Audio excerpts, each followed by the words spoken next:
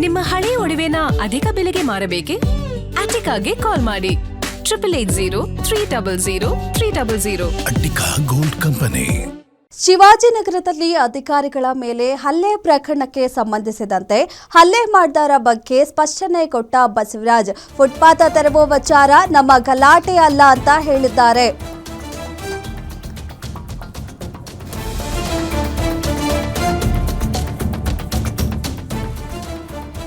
ಶಿವಾಜಿನಗರದಲ್ಲಿ ಅಧಿಕಾರಿಗಳ ಮೇಲೆ ಹಲ್ಲೆ ಪ್ರಕರಣಕ್ಕೆ ಸಂಬಂಧಿಸಿದಂತೆ ಹಲ್ಲೆ ಮಾಡಿದ್ರ ಬಗ್ಗೆ ಸ್ಪಷ್ಟನೆ ಕೊಟ್ಟಿದ್ದಾರೆ ಬಸವರಾಜ್ ಪಡುಕೋಣೆ. ಫುಟ್ಪಾತ್ ತೆರವು ವಿಚಾರಕ್ಕೆ ನಮ್ಮ ಗಲಾಟೆ ಅಲ್ಲ.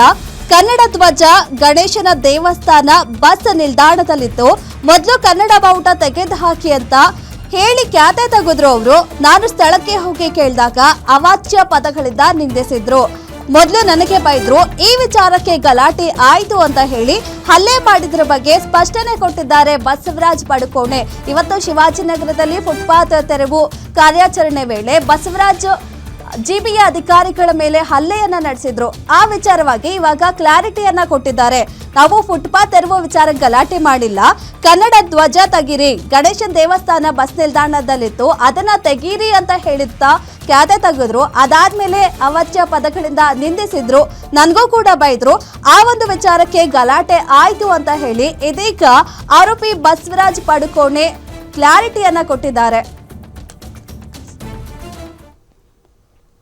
ರಾಜ್ಯಾಧ್ಯಕ್ಷರು ಇವತ್ತೇನು ಬೆಂಗಳೂರು ಶಿವಾಜಿನಗರದಲ್ಲಿ ಫುಟ್ಪಾತ್ ವಿಚಾರವಾಗಿ ಏನು ಗಲಾಟೆ ಆಗಿದೆ, ಅದು ಫುಟ್ಪಾತ್ ವಿಚಾರ ಗಲಾಟೆ ಅಲ್ಲ. ನಮ್ಮದು ನಮ್ಮ ಕನ್ನಡ ಸೇನೆ ಒಂದು ಧ್ವಜ ಮತ್ತು ನಮ್ಮ ಗಣೇಶನ ದೇವಸ್ಥಾನ ಶಿವಾಜಿನ ಬಸ್ ಸ್ಟ್ಯಾಂಡಲ್ಲಿತ್ತು.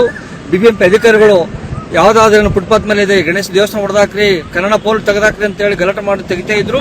ಅವಾಗ ನಾನು ಹೋಗಿ ಕೇಳಿದಾಗ ಚಕಮಕಿಯಾಗಿ ಗಲಾಟೆ ಆಯಿತು.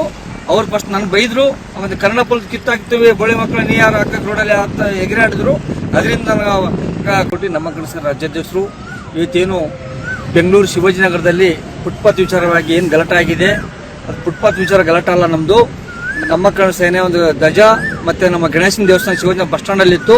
BBMP ಅಧಿಕಾರಿಗಳು ಯಾವುದಾದ್ರೂ ಫುಟ್ಪಾತ್ ಮೇಲೆ ಇದೆ, ಗಣೇಶ ದೇವಸ್ಥಾನ ಹೊಡೆದಾಕ್ರಿ, ಕನ್ನಡ ಪೋಲ್ ತೆಗೆದಾಕ್ರಿ ಅಂತೇಳಿ ಗಲಾಟೆ ಮಾಡಿ ತೆಗಿತಾ ಇದ್ರು. ಅವಾಗ ನಾನು ಹೋಗಿ ಕೇಳಿದಾಗ ಚಕಮಕಿಯಾಗಿ ಗಲಾಟೆ ಆಯಿತು.